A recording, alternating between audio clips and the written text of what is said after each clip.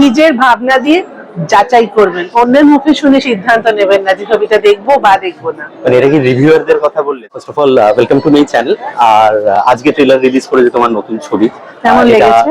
অসম্ভব ভালো লেগেছে এবং ট্রেলার প্রসঙ্গেই কথা বলবো আজকে মেনলি। তার আগে জাস্ট ট্রেলার মানে সিনেমাটার যে নামটা তুমি দিয়েছো যে এটা আমাদের গল্প, কিন্তু যেটা আমরা ট্রেলারে দেখতে পেলাম সেটা হচ্ছে যে এটা কিন্তু খুব মানে কমন স্টোরি লাইন নয়, মানে যে ধরনের গল্প আমরা সাধারণত মানে একটু আনইউজুয়াল লাভ স্টোরি। তো তুমি প্রথমবার ডিরেকশন দিয়েছো, ছবির ডিরেক্টর, তোমার প্রথম কাজ, এরকম আনইউজুয়াল স্টোরি লাইন কেন তোমার মাথায় এলো? মানে এই সেফ ছবিটা খেললাম না কেন বলছো? হ্যাঁ, কেন সেফ খেললে না, মানে এরকমটাই বা কেন?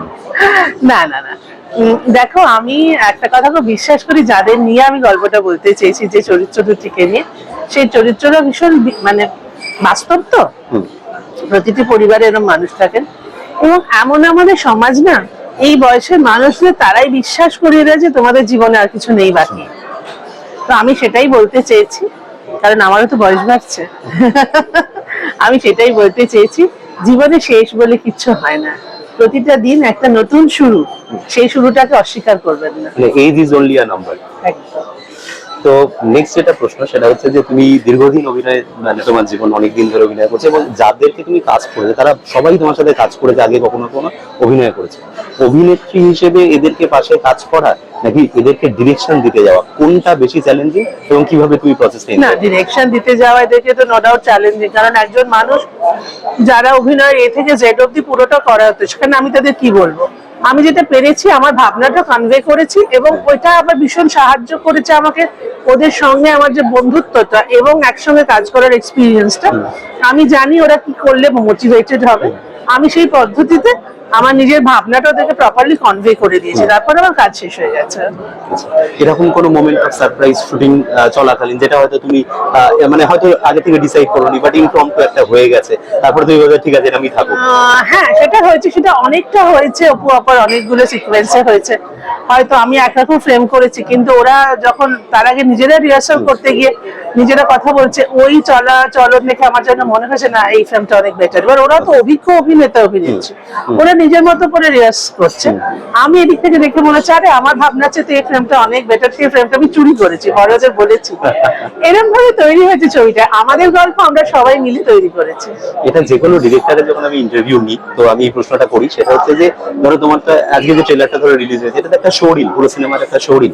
যদি ধরো এটা কোনো একটা বড় কোনো একটা অ্যাওয়ার্ড ফাংশনে ধরো নমিনেটেড হয়েছে এবং সেখানে তোমার নাম অ্যানাউন্সমেন্ট হচ্ছে, একটা ফ্রেম তুমি রাখবে, মানে পুরো ছবি থেকে বলা হয়েছে এই ফ্রেমটা দেখানো হবে শোরিলে, কোনটা তুমি রাখবে? সেটা অপুর একটা শেষ কথা আছে না, লোক क्या कहेंगे, लोग क्या सोचेंगे, अगर ये लेकर मैं इतना सोचूं तो मेरा जिंदगी कैसे चलेगा। অসাধারণ, এবং এই ডায়লগটা ট্রেলারে আমরা দেখেওছি আজকে। তো আরেকটা প্রশ্ন যেটা তোমাকে মানসিক, সেটা হচ্ছে যে তুমি এই যে ডিরেকশনে এলে, তো কেউ তো একটা তোমাকে ইন্সপায়ার করেছে? আমার মা গো, আমার মা ভদ্রমহিলা নেই, আমাকে এরকম একটা ফাঁদের মধ্যে ফেলে দিয়ে উনি চলে গেলেন ওপরে। আমার এই গল্পটা শুনেই বললেন এটা খুব ভালো ছবি হবে, আমি বললাম যে হ্যাঁ কেউ করবে, তুমি করো না। আমি বলে হ্যাঁ তোমার ভাবনা তুমি প্রপারলি, এসে মাথায় ভূত ঢুকিয়ে দিল, ব্যাস সর্বনাশ করে দিয়ে নিজে ওপরে চলে গেল। আর সিনেমার দিক থেকে কার ছবি দেখে বেশি অনুপ্রাণিত হয়? সবার সবার সবার, কারণ আমি মনে করি প্রত্যেকেই যখন একটা কাজ করেন তাদের নিজস্ব ভাবনা দিয়ে করেন, এবং সেই ভাবনাগুলো তো খুব ইম্পর্টেন্ট। তার প্রজেকশনটা হয়তো সবসময় প্রপারলি হয় না নানা রকম কারণে, কিন্তু ভাবনাটাকে তুমি অস্বীকার করতে পারো না। তো কাজে প্রত্যেকের কাজ দেখে আমি মোটিভেটেড হই, প্রত্যেকটা কাজ দেখলে আমার মনে হয় যে বাহ, এর থেকেও কিছু শেখার আছে। আর একটা জিনিস যেটা শেষ সময় প্রশ্নটা করবো, সেটা হচ্ছে যে নন হলিডে রিলিজ সাধারণত এখন দেখা যাচ্ছে যে বলিউডেও দেখো একটা রিসেন্ট হলিডে রিলিজের কারণে দুটো বড় ছবি কিন্তু ক্ল্যাশ করে দুজনেই লস করলো। হ্যাঁ, আমার সঙ্গে তো রিলিজ করছে আলাপ, এখানে আই এম অনার্ড যে আজকে সুরিন্দর ফিল্মস আমাকে প্ল্যাটফর্মটা দিয়েছে, কি আমি বলতে পারছি যে আমার ছবি না সুরিন্দর ফিল্মস এর সঙ্গে রিলিজ করছে, আমার ছবি না চাকিদার ফিল্মের সঙ্গে রিলিজ করছে। তো আই এম অনার্ড, আমি কি বলবো, ওরকম একটা সিনিয়র হাউস, ওরকম একটা সিনিয়র ডিরেক্টর, তাদের সঙ্গে আমার নাম একসঙ্গে উচ্চারিত হচ্ছে, এই চান্সটা তো ওনারাই আমাকে করে দিলেন, তো সেটা আমার পাওনা হলো। আর বাংলা দর্শক যদি ভালো লাগে তাদের, আমাদের এই ছবিটা ওই ছবিটা একটা মাত্র শো হয়তো বন্ধ হয়ে যাবে না, দর্শক কি ভাগাভাগি করে দেখে নেবেন, কোনো অসুবিধা নেই। ভোটের আবহ, সাথে আইপিএল চলছে এবং সাথে আরেকটা ছবি রিলিজ হচ্ছে, প্রথমবার ডিরেকশন দিচ্ছ, প্রথম ছবি, কতটা নার্ভাস বা কতটা কনফিডেন্ট? আমি একটা জিনিসে খুব বিশ্বাস করি, জীবন থেমে থাকে না, ভোট জীবন থামিয়ে দিতে পারবে না, আইপিএল জীবন থামিয়ে দিতে পারবে না, আলাপ আমার ছবি থামিয়ে দিতে পারবে না। সো অসম্ভব কনফিডেন্ট মানুষী দি আমাদের সাথে ছিল, এতক্ষণ আমরা কথা বললাম মানুষী দি আপকামিং ছবি নিয়ে। শেষ দর্শকদের উদ্দেশ্যে কি বলবে?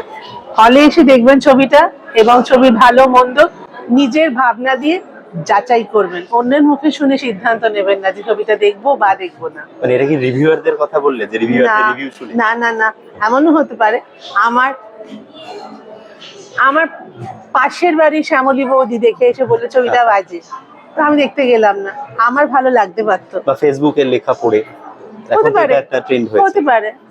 কাজেই যে কোনো ক্রিয়েটিভ কাজ মানুষ নিজের মতো করে দেখে, আমার কাছে যেটা ভালো তোমার কাছে সেটা খারাপ, কাজে তোমার খারাপটা দেখে আমি যদি সিদ্ধান্ত নিয়ে নিই যে আমি ওটা দেখবো না বা শুনবো না, তাহলে তো আমি ডিপ্রাইভড হব, এটা মনে রাখবেন সবসময়। অসম্ভব ধন্যবাদ Manushi di, thank you for coming my channel, all the best for your film. Thank you very much.